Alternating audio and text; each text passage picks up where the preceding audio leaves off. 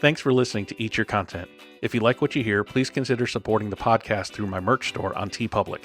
Get great quality items like t-shirts, hats, mugs, and more, all sporting the vibrant Eat Your Content logo.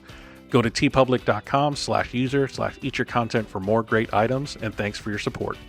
Thanks for listening to Eat Your Content. If you like what you hear, please consider supporting the podcast through my merch store on TeePublic. Get great quality items like t-shirts, hats, mugs, and more, all sporting the vibrant Eat Your Content logo. Go to teepublic.com/user/eatyourcontent for more great items, and thanks for your support.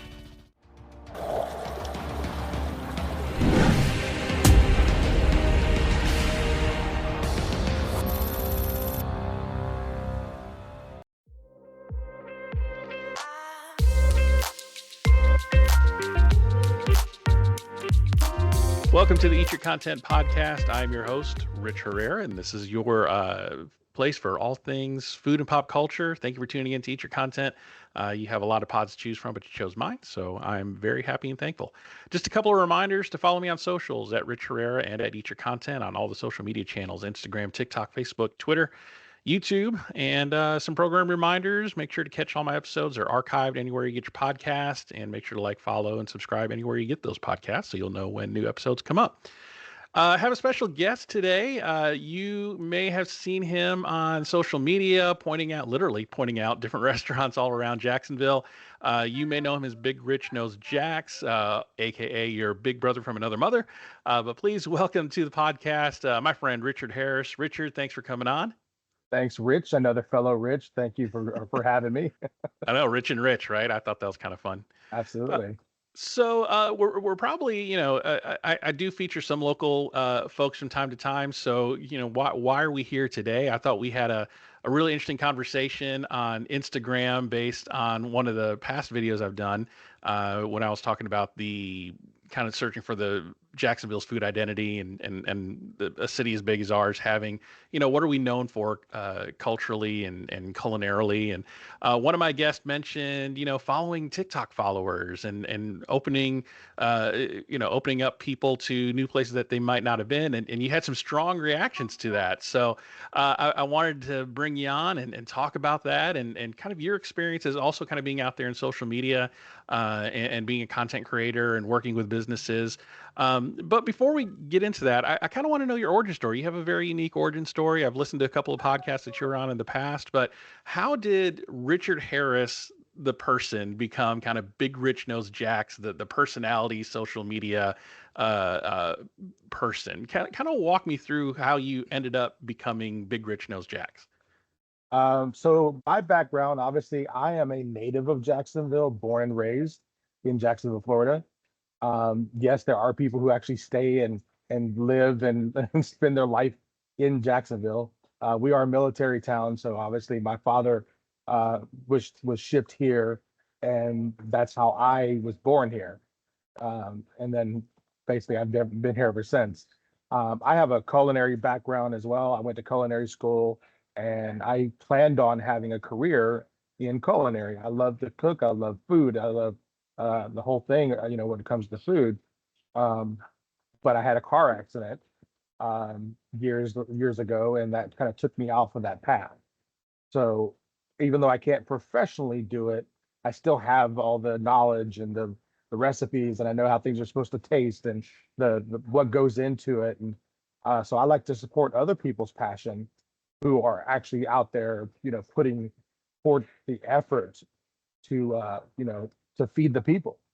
And if I can, get more people to those locations through my social media and through my personality, then that's what I want to do. I want to kind of be like the local Guy Fieri of Jacksonville. I guess that's how you could really kind of describe what I do is, take my platform and try to put other people in the spotlight. It's really not about me, even though it's Big Rich Knows Jax because I'm from Jacksonville and I know where most things are. And if I don't know where they're at, I'm going to find them. Yeah, Especially when yeah. it comes to food, because I'm a big man because I love to eat and I didn't get in this shape from not eating. So, uh, Takes a but lot of yeah, effort to keep us a 10, right? I mean, absolutely. I mean, one thing I tell people is, if you look at my page and you actually really dissect it, it's not about me. I'm your big brother from another mother, because people come to me for advice or for recommendations. And that's usually what a big brother does, is he's there for you whenever you need them. And that's what I try to do, is I try to be there for, my family, my Insta fam. Yeah. So when you kind of started down that path and you had to leave the, behind the scenes kitchen aspect of the culinary career and kind of move into this like marketing side of it, Yeah. were you doing it at first just, like anybody else that has a phone and a social media account, you're kind of taking pictures of your food and kind of describing it. But at what point did it become just like a hobby for you and then it became more of a business side for you now where this is kind of what you do for a living, right? I mean, this is what you do for your day job, essentially. Well, honestly, the whole review side is not really what I do for a living, as I do that as still part of my wanting to give back and finding new places. I do consulting and administrative and like social media management on the side, and that's usually how I pay my bills. Okay. Everything else is just secondary. I come from the retail background. After my accident, I went into sales, in mostly in telecommunications as a cell phone person.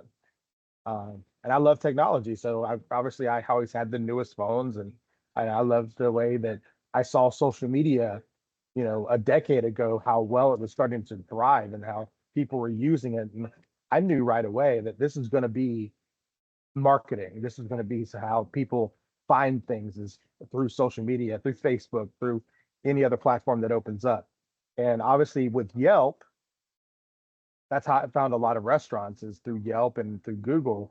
Um, and I would go and I would just kind of look in there and say, restaurants near me. And that's, if I was in a certain, a different neighborhood, I would look for a new place to go eat.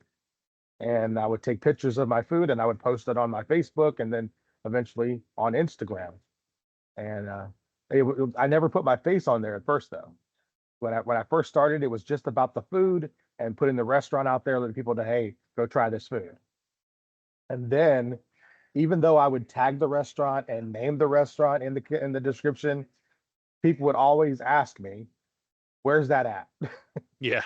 Yeah. Yeah. Where's that food at? Where'd you get that?"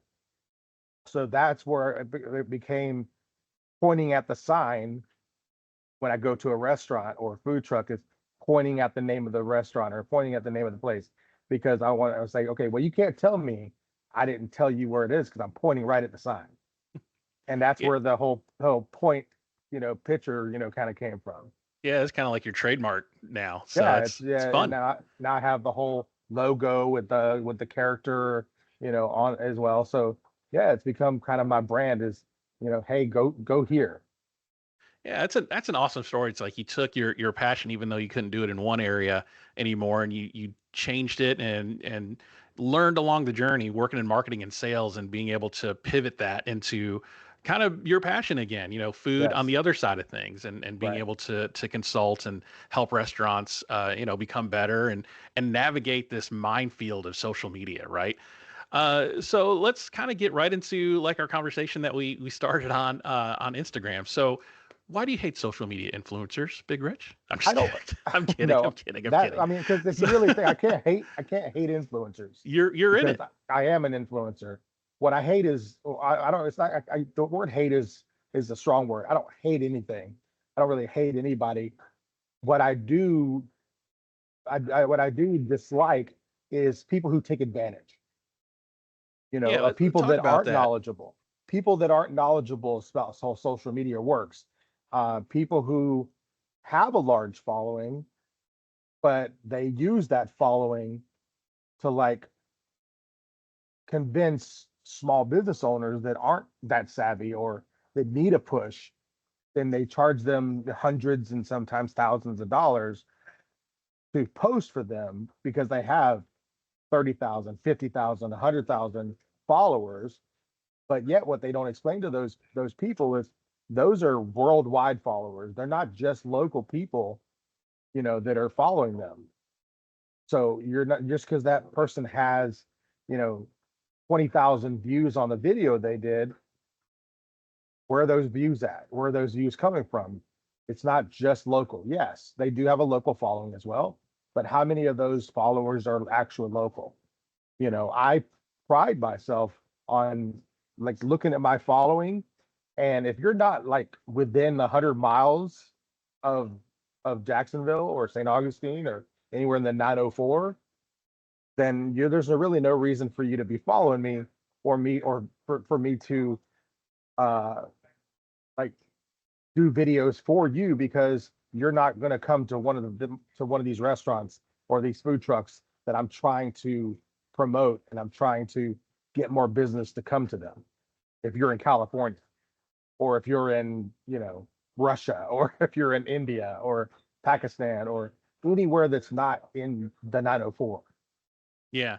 And one thing you were mentioning in our chat, that you had kind of a specific issue with people that social media influencers that have this like big plate, this big table of food, almost like have you ever heard of those like mukbang videos? Mukbang, yes. Yeah, mukbang videos, kind of like that. And then they have these overreactions to they're eating their food and things like that. Do you have such a issue with kind of that maybe overreaction, I guess, Well, of it's being just able to not try the food? realistic.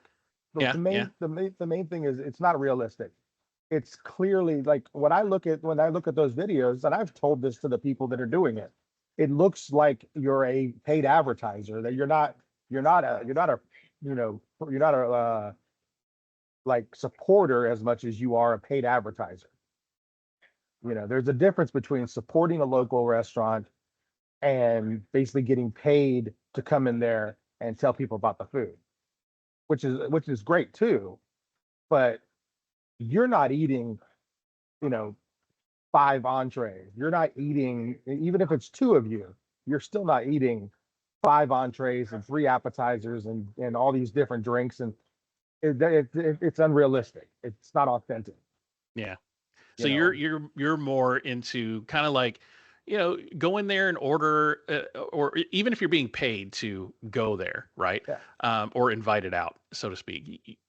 Order the amount of food that you would normally order when you go out to eat, and e- have honest reactions to them. Uh, exactly. so I was invited out. I mean, I'm kind of in the foodie influencer sphere. I mean, I hate to even use that word, Yeah, but I write for Jack's Restaurant Reviews on the side sometimes, and sometimes I get invited out. So I got invited right. out to 1912 Ocean Bar and Rooftop, brand new Sawgrass Marriott restaurant, Sure. and we went out there, and they said order whatever you want. I was like, for real? And they're like, yeah, we'll take care of it. I was like, great.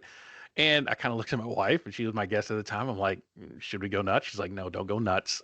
Just Yeah, order what we would normally order. And I was like, well, I see a seafood tower, and I've never really experienced a seafood tower. Let's get that. So we ordered an appetizer, a couple of entrees, a dessert, and it was great. And I put on there, that I was invited out. I was completely transparent. yeah, I was under no obligation to write positively. Luckily, the food was great and it was good, and I enjoyed it, and I wrote about that. sure. But for me, that's what I would do. I would never have ordered like one of everything, and then Right. try to eat that all. So, yeah, I definitely see your point on there. But there's something to be said about the grandiose nature of social media, that everything needs to look bigger than what it really is. Like, you're Sure. kind of like in public speaking, you're talking to the person in the back of the room.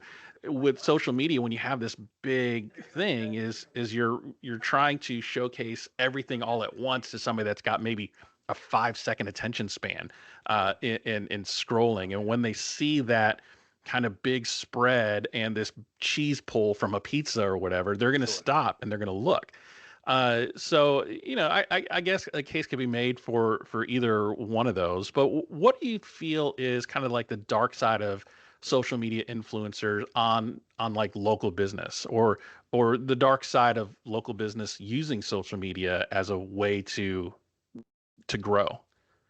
Well, I mean, obviously, if you have the budget, I mean, like, when you have these franchises that keep opening up, you know, in Jacksonville, like in the town center, all these larger restaurants that they have a large budget.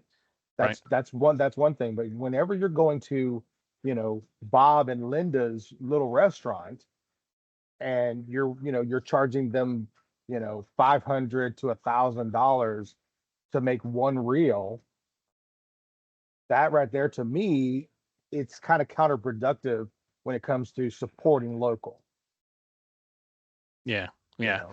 But you convince them that they needed you because you have 50,000 followers. Right. Right. So then we transition into, being a social media content creator. There is some there's some talent involved to do that. You got to have be able to set up shots. You have to be able to edit. You have to be able to make it look appetizing. So then we transition to places like Yelp and TripAdvisor and Google reviews, where now everybody is a reviewer now. Before, when restaurants opened up, before the rise of the internet, being a food reviewer, being a food critic was kind of this posh job. Like, you go in, you're all incognito, and nobody knows who you are, and people would look to your reviews and really take it to heart and really take it to mean something. Now everybody's a reviewer. Very negative review on Yelp. Yeah. So what are you seeing with the rise of Yelp, and then the subset of Yelp called Yelp Elite, right? That's a whole nother bag. What are you noticing in on the restaurant side as a consultant? Do you find that restaurant owners are kind of targeting, or not, maybe not targeting, but really kind of making sure they're above reproach in the terms of Yelp or TripAdvisor? Or are you telling them, hey, just do your thing and Yelp's going to be Yelp? Honestly, that's usually what I tell people. Like, you can't please everybody. As a restaurant owner, if you're so worried about Yelp and the reviews and things like that, you're going to stress yourself out, and and honestly, Yelp is a lot different now than it used to be. Same thing with Google reviews and TripAdvisor and all that stuff. You can make a review on a restaurant and you've never walked in the door, Yeah, there's a lot you of that. know, and that's the problem that I have, is Yelp and places like Google, and like, they don't support the restaurants unless you're paying them. Unless you're paying them, they don't really support you when it comes to like these people that do these blank reviews or 1 star, you know, reviews that are like one sentence long, and there's really no proof of that restaurant, was visited by that person, and that's the problem I have now, especially with all the small businesses that are closing down left and right for lack of support, is that there's the lack of support from Yelp and Google. And unless you're paying them, their monthly subscription fees as a business owner, and even then you're still kind of hung out to dry when it comes to the reviews. Yeah. It, Do you you know, do you kind of feel like Yelp, and I keep using Yelp because it seems to be eponymous with all these like online restaurant review sites. sure. So do you feel like sites like Yelp are somewhat an extortion racket? Like, oh, it's a nice restaurant you got there. If something were to happen to him, God forbid. Like, do you kind of feel that a little bit? I mean, I wouldn't say that it's kind of a mob mentality or anything, but they do kind of like leave the restaurants out to dry, unless you're, in my opinion. And I know the community manager that's here in Jacksonville. Rachel, she's great. She does a great job of what she does. But as far as like the actual like corporate side, when it comes to events, and her and her team does a great job with the events, the Yelp Elite events. Um, but these restaurants that are getting 1 star or 2 star reviews, and they're sitting there for 5 years, these 1 star reviews are still hurting the business, and they've actually improved over the last 5 years. They probably have even like new managers, new staff. They don't have the same people working there, but yet that 1 star review is still lingering over them, and anybody can see it. Yeah. And anybody can go on Yelp and just see all the reviews that are from 5 to 10 plus years ago, and all they see is the 1 star. They don't see that it's 5 years ago half the time. Yeah. Yeah. Full disclosure to everybody. I am actually a Yelp Elite member. I have been for about 4 or 5 years now. I might not be after this podcast, but Well, I am. I was also a Yelp Elite for the over 10 years, and apparently recently I was banned from being an elite. because Really? because of my position that I work as an administrator on some restaurants' social media. Oh, wow. I didn't Which, realize that. yeah, apparently you're not allowed to have any type of ties to restaurants outside, when you're an elite. Oh, wow. Well, that's sucky. Which I That's think, kind of awful. which I know for a fact, other elite people, and I'm not going to name names because that's kind of flaky. But I know that they're also doing the same things. They're social media managers for a lot of little restaurants, and they get paid to do food photography and things like that. And they're still elite. Yeah. But Oh, yeah, for some reason I was targeted they took my elite status away, and I was, like I said, I was a Yelper. I've been a Yelper for over 15 years, yeah. and I was a Yelp elite for like 11 years. Yeah. Yeah, I mean, I'm a recent Yelp leader. I've been a Yelp leader for about 5 years now, and I will agree with you. The community manager and the local side of Yelp, I think, does a really great job of putting out events. I've been exposed to businesses that I probably wouldn't have known about or gone to because of where they are in Jacksonville. Jacksonville's huge, right? Sure, yeah. I mean, I've been living in Jacksonville for about 10 years now, and there are still sections of the city I've never even drove through. It's just so big and so large. It's hard to Oh get yeah. out to some of these Well, I mean, places. I've lived here my whole life, and I'm still finding new places. Yeah, right. So being a Yelp elite does expose you to those things, but I think Yelp as a corporation, I think just forcing restaurants to, or I don't even say forcing, but um, incentivizing restaurants in a negative way to Yeah, buy advertising space on the Yelp yeah. platform to take care of things like bogus one-star reviews and those kinds of things is it's a little shady and it's rough. It's rough on that's one side of the business I think that small businesses don't want to have to deal with, right? They Yeah, don't want to have to deal with this piddly stuff because I got a business to run. right. And yet it's there and you can't not do anything about it because it does kind of negatively impact your business. And like I said, anybody can give you a review, even if they've never set foot in your door. Yeah. And I think Yeah. that right there is something that I've been telling the past couple of community managers to give this feedback to their bosses is you should have to have a receipt. You should have proof that you actually went into this place. Yeah. And you should have some type of like picture documentation. Or you shouldn't be able to give somebody a 1 star or 2 star reviews or whatever without proof that you've been, or even a 5 star review. You should still have to give a, because anybody can do a 5 star review. And unfortunately, in the past, that some restaurants will pay people to just go do a 5 star review, and they've never even stepped foot in their door. Right. So I think there should be proof both routes, whether it's a Yeah. bad review or a good review. You should have to have proof that you actually went there and put your 10, 20, $30 down, and you shopped at that restaurant. Right. Yeah. Right. So as a social media kind of consultant, now we have with Facebook, you have these Facebook groups now, and I'm part of a group called The Scoop. We got 120 some odd thousand members. The Scoop run by Jack's Restaurant Reviews. Do you find that localized groups like that on Facebook are maybe a little bit more honest? Like we were just talking about fake one-star reviews with Yelp and Google and stuff like that. Do you find these like more localized groups on Facebook is a bit more honest and a bit more No, I don't no, not really. honestly, I think that people love to hear themselves talk, and obviously we like to hear ourselves talk, but people would rather go online and blast a restaurant for their bad experience, and what they consider bad experience is the fact that they went on a Friday night and it was slammed, and they didn't get seated until 30 minutes later, or they didn't get their food right away. Yeah. And they love to go on there and blast on these groups, but yet they didn't give the feedback to the actual restaurant in person. Mm, They're really brave online.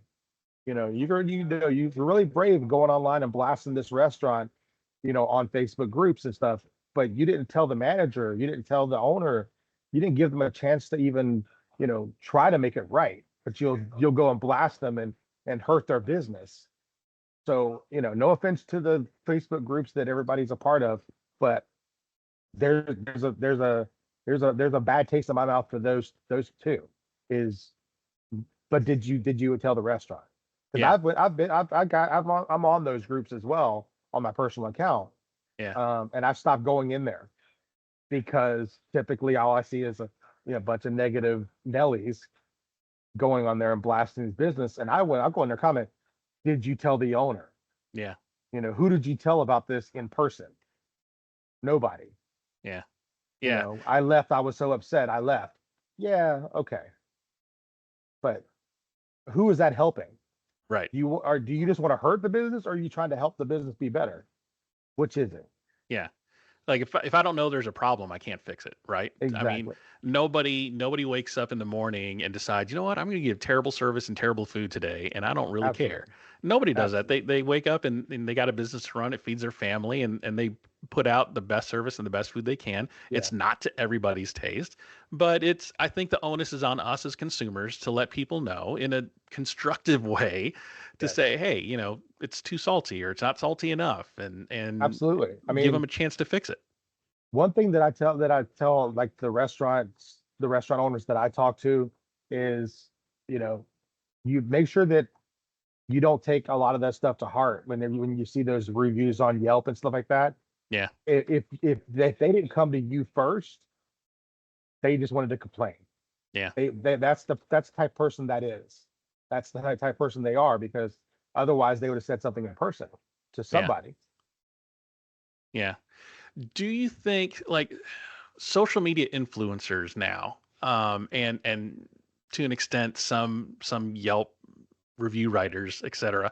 Do you feel that the sense of entitlement among customers and those that have quote unquote a following has risen in the consumer's mindset today? Of Like course. you walking into a restaurant and just like you were here to serve me kind of mentality. There are a lot of egos out there, and unfortunately, you're never going to get away from people having egos. I mean, but we're local. We're not celebrities. We're not Kardashians. We're not movie stars. We're still consumers. I don't understand how people get the big egos and think that they're famous because they have 50,000 followers and that they are the end all be all when it comes to food. Or, Yeah. I mean, I've been in the food industry myself over 30 years, in some form or fashion, whether it's back of the house or front of the house. You know, I just turned 50 on September 4th, 904 day, which is Big Happy Rich birthday. Day first. Yes. That's right. But so I mean, I grew up in the hospitality business. My grandmother owned a bar here in Jacksonville. I worked in the restaurant industry, when it's from fast food to fine dining. You know, but I still don't know everything, and I'm not the end all be all when it comes to food or marketing, or we all have our strengths and our weaknesses. Yeah. And if you think that having 50,000 followers makes you a celebrity, I got news for you. Nobody out there cares. They really don't. They'll view it. It's entertaining, but you're Yeah. not a celebrity. It's Yeah. you know. No, I get that a lot. I mean, you talk about liking people hear themselves talk. I mean, that's why I have a podcast. I like to talk about things with interesting people, Yeah, and somebody I hope listens to it at some point. absolutely. But yeah, so you and me are of an age where we have seen no technology and all the technology, right? Yeah, So we grew up. I mean, we're of the Gen X generation. We grew up latchkey kids yeah. and having to entertain ourselves and all that. How much has technology changed the way that we consume things, even like food? How much has technology just from even not even cell phones, but well, yeah, from cell phones on, like when Steve Jobs walked out on the stage in 2007 and said, "Look at this thing." How much has Yeah. things changed just from that point to now? Of how we consume food, how we find new restaurants, how we find new experiences. I mean, it has its pros and cons, Rich. I mean, obviously, it's great technology. We have more power in our pocket than NASA had when the first man walked on the moon. Yeah, I yeah, mean, literally, we have so much power on our hands, but we also can become lazy, and we become impatient, because we want instant. We want it right now. We want it want to, order our food and have it right there, waiting on us.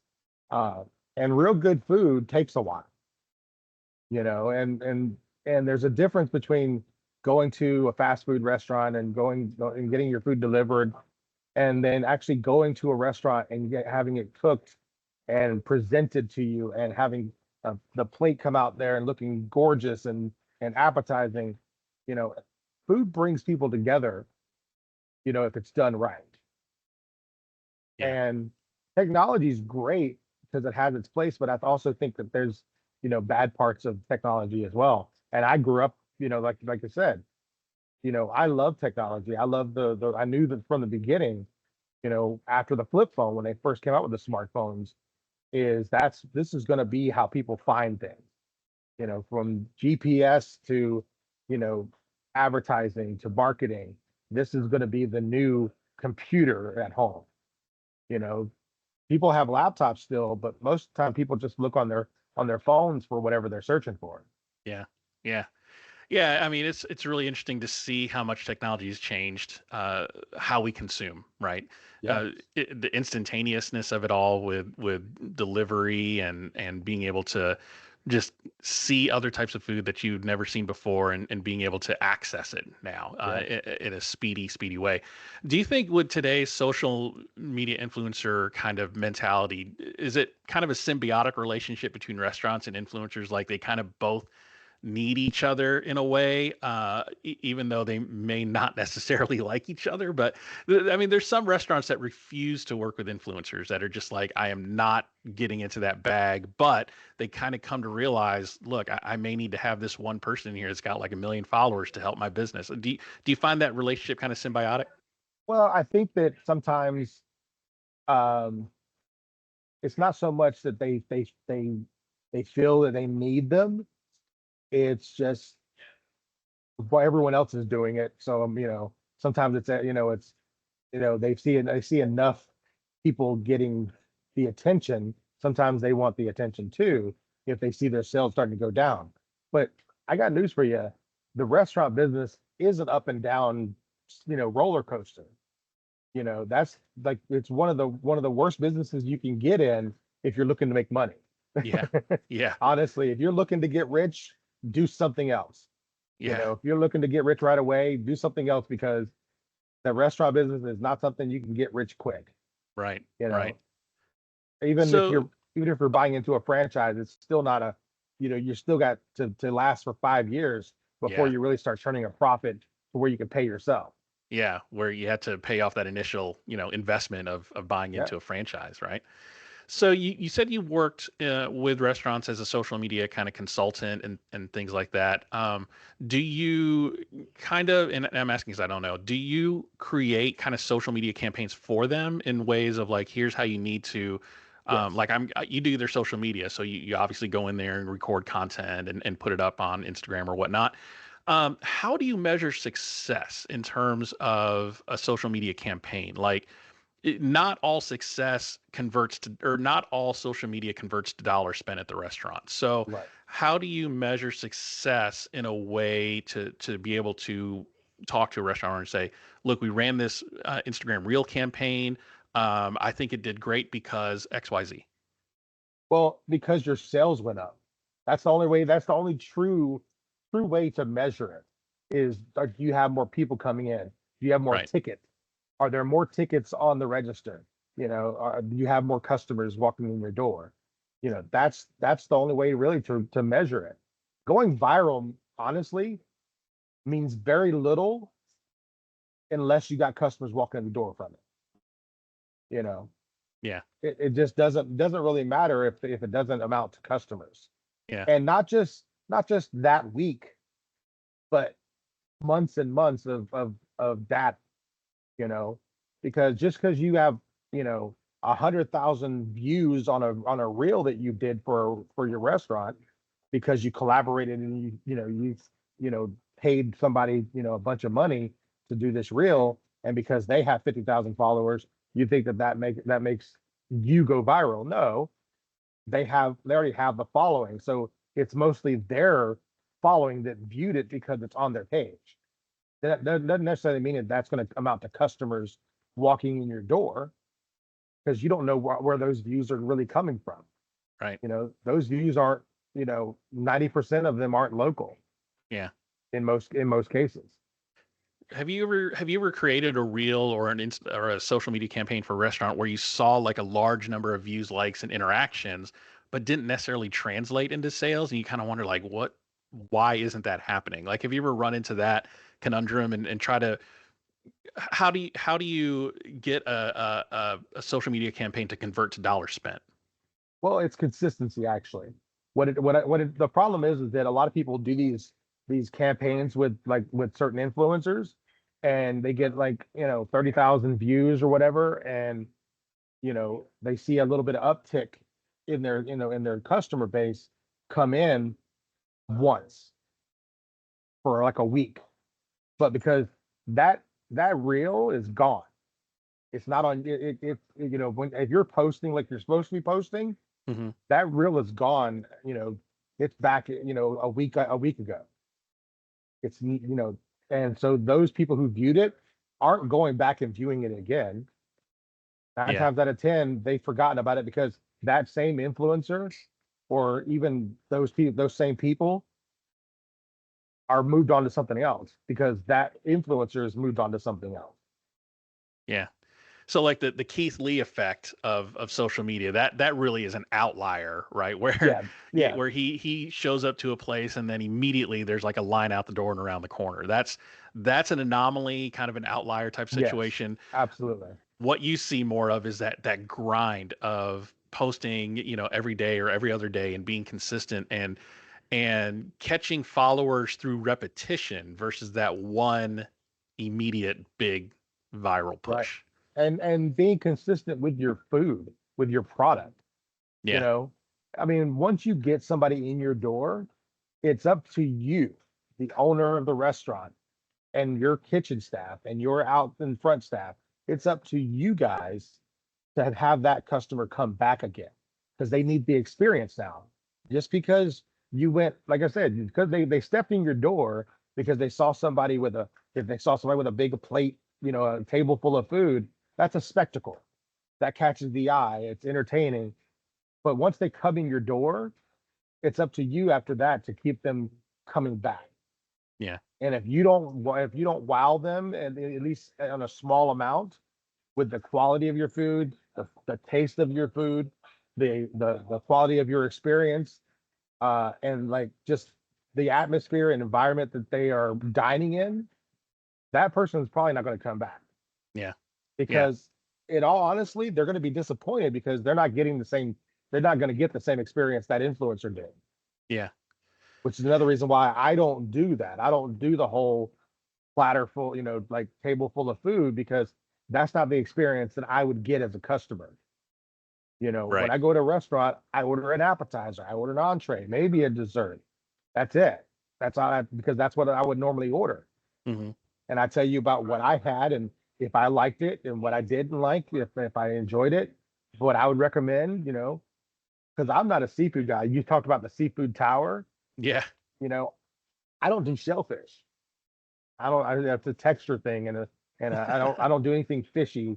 Like I don't even do seaweed. Even though I love spam, I don't like spam masubi because of the seaweed. Oh yeah. That's funny.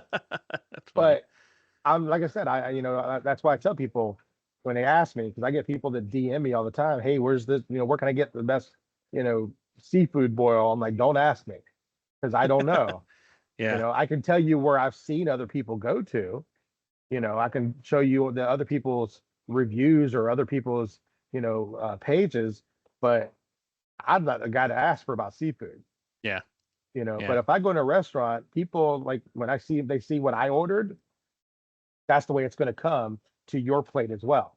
Because I don't want them to do anything special and make it look all fancy if it doesn't normally look that way. Because if I go to a place, Rich, and then you go to the place a week later, you should get the same presentation that I got Yeah. if it's real. If it's, but if somebody's doing the whole presentation, once again, that's advertising it. That's not real life. Right. So beyond all the social media and all the virality of videos and trying to go viral, it really all comes down to consistency, right? It all comes down to put out Absolutely. good food. That's how you build a regular, right? You get them in, and then you treat them well, Yeah, give them good food every single time, and then you're not going to need the social media virality because you're going to have that good word of mouth to spread out to everybody. You absolutely. you work with a lot of businesses, and let's say you're working with a client and they come to you and they're like, hey, Big Rich, there's this social media influencer that I want to work with, and I want to try to make that happen. Free advice for all business owners out there. What kind of things would you advise a business owner to look for when they're evaluating a possible social media influencer collaboration? All I tell people is be realistic. You know, don't expect that you're going to go viral because of their following. Just be realistic. And yes, you may see an uptick in sales, but most of those people are only going to do that one reel for you, and unless you're paying them, you'll most likely never see them again. They're not going to be coming to your restaurant, weekly or even monthly. They're not going to be sharing your stuff on their stories, unless you have it in a contract that they're required to. So Yeah. once you pay them and they come in and do their reel, you'll get some uptick. 9 times out of 10, you will get some type of uptick off of spending, whatever money you spent. Um, but in reality, that's not going to be a regular thing. You got to make sure that once you get people in the door, you're still consistent. Your food's got to be on point. You can't dip in quality. You have to make sure that your services is on point, your food is on point. Everything has to be of the best quality and the best experience. Otherwise, you'll never see that person again. Yeah. So I'm a business. I decide to work with a social media influencer. What kind of questions should I ask of them to make sure they're on the up and up? That make sure that this social media influencer is going to benefit me as a local business. It's a job interview essentially. Like, yeah, I'm going to contact a social media influencer. I want to make sure I'm getting the most bang for my buck. What should I ask this influencer to say? How are you going to help me? Well, in all reality, there is no guarantee. Yeah. The return on investment, there is no real true guarantee. You know, so there's really no the way to know if you're going to see that return on investment or not. And you could ask what percentage can I expect, and they can give you a number, but that's not guaranteed either. Yeah. You Yeah. can say, well, most of the restaurants I work with may see a 5 to 10% increase in sales. But is that, but obviously that's not going to be long term in most cases, unless you really wow every single person that comes in and they want to come back again and again and again. Yeah. So you can ask like, about return on investment. Is this a collaboration? Are you going to be just tagging the restaurant, or is it going to be collaboration? Which I tell people, make sure that it's a collaboration and not just they're coming in and tagging you. Mm. Because if it's not a collaboration, then you can't see the insights. You can't see the stats. You can't see Good how point. many views it actually has, and you can't see how many like shares that it has and likes. And likes, honestly, likes and views mean nothing. Hmm. Means absolutely nothing. I mean, because I can click all day long and hard. But all that means nothing because as soon as it hits your screen, that's a view, even if it's just in your feed. So you're going to get a lot of views on those because they have followers, right? Yeah. But you want to look at the engagement. How many actual local people commented in the comment section. Good point. It's a If you good point. got 50,000 followers and there's only, you know, 20 to 50, comments in there, that's a low engagement. Yeah. You might be buying followers, is what you're saying, right? Yeah, I mean, unfortunately, it's out there. Yeah. I get DMs daily of people wanting to sell me followers and likes and views Mm-hmm. You can all that stuff can be paid for. Mm-hmm. Even I'll be honest with you, even comments can be paid for by bots. Oh wow. I So, haven't heard that. but you can look at it and you can tell if it's a bot. Typically, you can tell if it's a bot because it'll be just some random, you know, obviously it'll be like, let me share it and stuff like that, Yeah. stuff like those are bots that are in Pakistan and India and like Germany and Russia.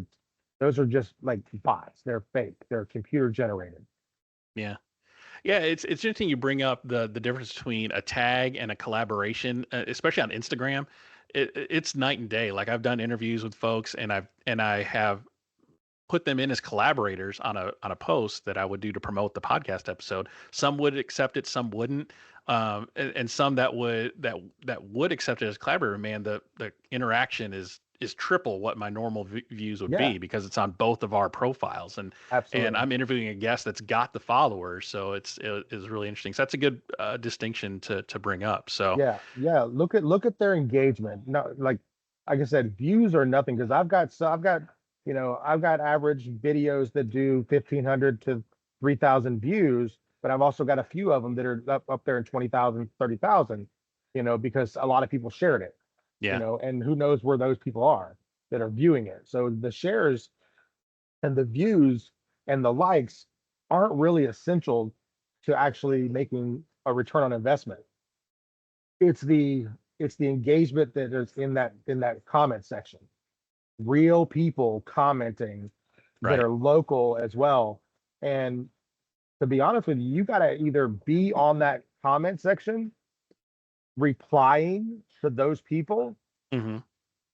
because a lack of engagement on your side can make or break that return on investment. Because if you're actually like liking and you're like liking their comment and like responding back to when they say I got to go try that, if you're not in that comment section going, we got a plate waiting for you, come on by. Yeah. That little bit of effort, it will really increase your engagement and your traffic coming in your door. Yeah, that personal interaction, being able Yes. replying to those comments. Yeah, that's a good point. So speaking of kind of disruptive social media companies, we were talking offline before the podcast that you were working with another social. Is it like a social media company or is it an upcoming app? Kind of tell me a little bit more about that. Yes, I'm really, really excited about this. It's a company called No Lemon. It's just spelled the way it is, all one word, but it's No Lemon. It's a mobile app, and it's a combination. And this is the way I explain it to people. It's a combination of like a Yelp, Instagram, uh, Match.com. Yeah, it's like all in one. It's basically it allows you to match yourself with restaurants based on the type of food that you enjoy. So if you say like if just like on a dating site, I'm into football, I'm into hiking or whatever, and it matches you to other people. Well, same thing on No Lemon is you say I'm into this type of food and this type of environment, things like that, outside dining, things like it matches you to those restaurants that are serving that type of food and have that type of dining, that type of experience. It matches you, so it actually helps people find you without having to search for you. So it's a dating app for people in restaurants, not for Ex- people to find people. It's for people to find restaurants. Exactly. So you can like And swipe left, swipe right on a restaurant. yeah, you can go in there and you can look at videos. You can look as a customer, as a local person who goes there, you can post your videos just like you can on Instagram. You can post your pictures just like you can on Yelp. You can do reviews, but the difference, which I'm really excited about, is that you have to show proof. Oh, okay. You actually have to have a receipt, or you got to be in the GPS location to write something up about that restaurant. Okay. So you got to physically be there. Yes, you got to physically, like, it's actually like geotag. You got to be there. You have to have actually gone to the restaurant or have a receipt, right? And what's great is it automatically, whether it's a good review or a bad review, it automatically archives after 57 days. Oh, wow. So archive. So like it just It goes disappears. away. Oh, so the It the revolving number of reviews are only, a few at a time as opposed to just this volume it of also reviews. makes people, it also makes restaurant owners more responsible for their reviews and their numbers being at that 5-star level versus, you know, having having a bunch of 5 stars that are from 6 years ago. Mm. And So that's the it's only more reason. recent, more recent. Everything's within the first 60 days, and once 57 days it falls off. So if you have a 5-star rating and you got a few 1 stars, well, when a couple of those 5 stars fall off, that's going to bring your score down, Mm. Okay. right? So Yeah. you need to encourage people. You need to be encouraging people to give you, new reviews, and you have to make sure that your service is high quality to to deserve those 5-star reviews. So it's really rewarding that consistency that we were talking about earlier. Right. Yeah. And as a consumer, this new platform also rewards the consumer. The more you review and the more you go out to dine and support these restaurants and food trucks and coffee shops and stuff, the more you get badges. Okay. You get badges that you wind up at once you get to a certain level, you save 5% at that restaurant. You save 5% at that type of restaurant or that, and it's already like set up with the owners that they know that if somebody comes in with that badge, they get a 15% or 10% or 5% based on where they are in the level. So it rewards regular visitations to this restaurant as a consumer. Exactly. So you don't have to wait till you get a certain amount of points, which you can still do, Yeah. but it's already set up in the system to give you that discount when you go to the actual like restaurant because you frequent that type of restaurant or that restaurant in general. So you're going to get a badge that gives you an instant 15% off every time you go there. That's cool. I'll have to check that out. So what's your role with this new app? Are you part of their kind of promotional team? Like what's your role in this? Yeah, basically I'm an ambassador. Okay. I'm Okay. basically an ambassador for the local scene. I'm one of a few of local ambassadors. It's not just me, um, but basically I'm working more of the obviously the food truck side is because I have a larger influence in the food truck industry. Hmm. Because of my other page, Food Trucks of 904, I've been working with the food truck community for almost 6 years on a social media level. But I was a customer before then. Sure. I always enjoyed finding the food trucks that are out there. But now, I have a good working relationship with a lot of the old school food trucks that are still out there, like Hungry Owl and like um, Brochachos and Hibachi Party, things like that. When I've already have this relationship with a lot of these like food trucks because I've been doing this for a while. But then because I have that relationship, I have their experience to help smaller, newer food trucks navigate Yeah. through those trials and tribulations and consulting with them on their menus, and on their, how they get started, where they can get, their hoods cleaned at, where they can get electricity, or where they can, get, services, where they can get, grease dump, gray water dump. There's that you have to be able to navigate that kind of stuff when you first Yeah, it's get started. intimidating. That's intimidating if you don't A know lot. any Yeah, of it's a that lot. information. A lot. So yeah, so I mean, social media influencers, places like Yelp and TripAdvisor, they're not going anywhere. So the thing to do as a restaurant owner is to work within that system, right? You just got to know what you're getting into, understand kind of what you're looking for in a social media influencer. If you want to do a collaboration, make sure you're asking good questions of them. How is it going to be spread?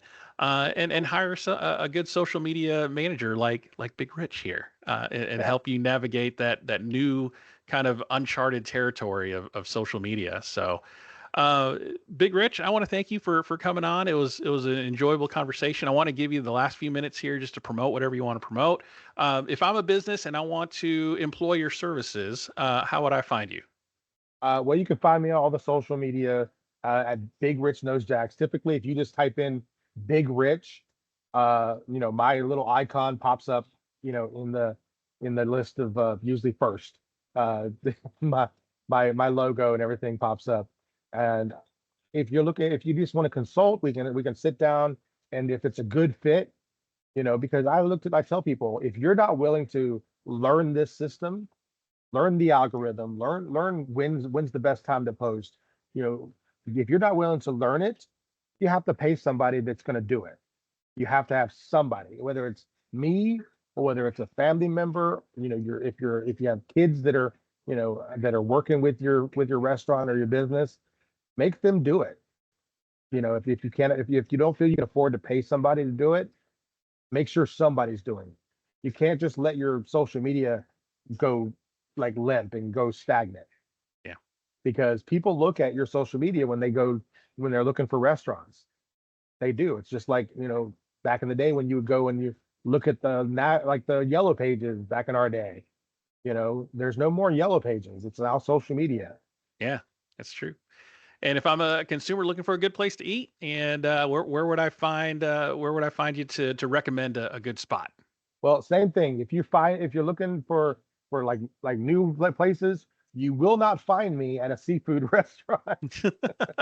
However, there's a lot you can go down the rabbit hole. I recommend you do it during the day, because you wind up going down that rabbit hole on my page late at night, and you'll never get any sleep because you see all this food, and then you're hungry at the middle of the night. Then I can't do anything about that. But you could also DM me. If you start following me, you can DM me, and I can give you recommendations. If you don't find anything like within the first few rows of my post, feel free to hit me up in a DM. All right. And Uh, what's the uh, food truck? What's the food truck one again at Food Trucks 904? so yeah, if you go, it's Big Rich Nose Jacks all together, JAX, or Food Trucks of 904. Okay. And then one simple thing I did is I put the actual link for Food Trucks in 904 on my Big Rich bio. So it'll take you right to the page. All right. All right. Great. And check out the No Lemon app. It's available now, I'm assuming, So on Apple and Android, so or right now you can download it, but it hasn't completely downloaded, or it hasn't launched yet. oh, okay. But once you get into on the beta, once it officially launches, they'll send you an invite code. Okay. Like, as a business owner, you can sign up right now. Hit me up. I have a link that I can send you if you want to sign up, um, to get first dibs on having an account as a restaurant, a coffee shop, food truck, anything in the hospitality industry. We can get you in early by uh, by signing up now, and it's free. It's free to sign up. Cool. Cool. Well, Big Rich, thank you so much for your time. I appreciate the hearty discussion about the new wave of social media and restaurants, and it's a brave new world out there, isn't it? Absolutely, absolutely. And I appreciate you inviting me to come on your podcast, and hopefully, we reach some people that need to hear what we have to say. Yeah, absolutely. So just a reminder, everybody, to follow me on socials at Rich Rare and at Eat Your Content, and also to follow anywhere you get your podcast at Eat Your Content. Always your your home for food and pop culture. Thank you for tuning in, and Big Rich, I'll see you on the road at some point. Yes, you will. All Sounds good. right. Thanks. Thanks.